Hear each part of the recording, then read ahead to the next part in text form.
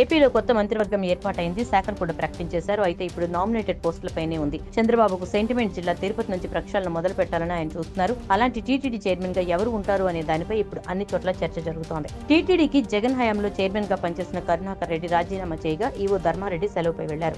ఇప్పుడు నూతన చైర్మన్ నియామకంపై దృష్టి పెట్టారు చంద్రబాబు. ఎలాంటి విమర్శలు, చర్చలకు తావు లేకుండా చైర్మన్ సభ్యుల ఎంపిక చేయనున్నట్లు తెలుస్తోంది. ఎన్నికల్లో చంద్రబాబు గెలిచిన తర్వాత నూతన టీటీడీ చైర్మన్ ఎవరు అవుతారనే చర్చ పార్టీలో జరిగింది. అయితే ఈ పదవి కోసం తెరమీదకు ఎన్నో పేర్లు వచ్చాయి. కొన్ని రోజుల క్రితం వరకు నాగబాబుకి బదిలిస్తారంటూ చర్చ జరిగింది. కానీ అది ఫేక్ న్యూస్, నమ్మొద్దు అంటూ నాగబాబు ఆల్రెడీ ఒక వీడియో కూడా రిలీజ్ చేశారు. ఇక ఇప్పుడు ఇంకొన్ని పేర్లు వినిపిస్తున్నాయి. గతంలో ఎస్వీబీసీ చైర్మన్ గా దర్శకుడు రాఘవేంద్రరావు పనిచేశారు. దీంతో ఆ నిర్మాతకు అవకాశం దక్కుతుందనే అభిప్రాయం వినిపించింది. అలాగే వైజయంతి మూవీస్ అధినేత అశ్విని దత్, అలాగే టాలీవుడ్ సీనియర్ నటుడు మురళీమోహన్ వంటి వాళ్ల పేర్లు వినిపిస్తున్నాయి.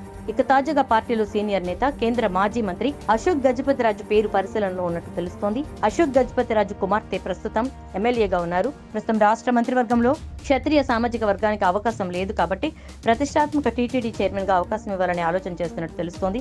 రాజకీయాలకు అతీతంగా ఉండే అశోక్ గజపతిరాజు అంటే అందరిలో ఒక సాఫ్ట్ కార్నర్ ఉంది కాబట్టి ఆయనకిస్తే ఎవరి నుంచి ఎలాంటి ఇబ్బంది వచ్చే అవకాశం ఉండదు కానీ చంద్రబాబు భావిస్తున్నట్లుగా తెలుస్తోంది. చూడాలి ఇంతకు చంద్రబాబు ఎవరికి ఇస్తారు అనే విషయం.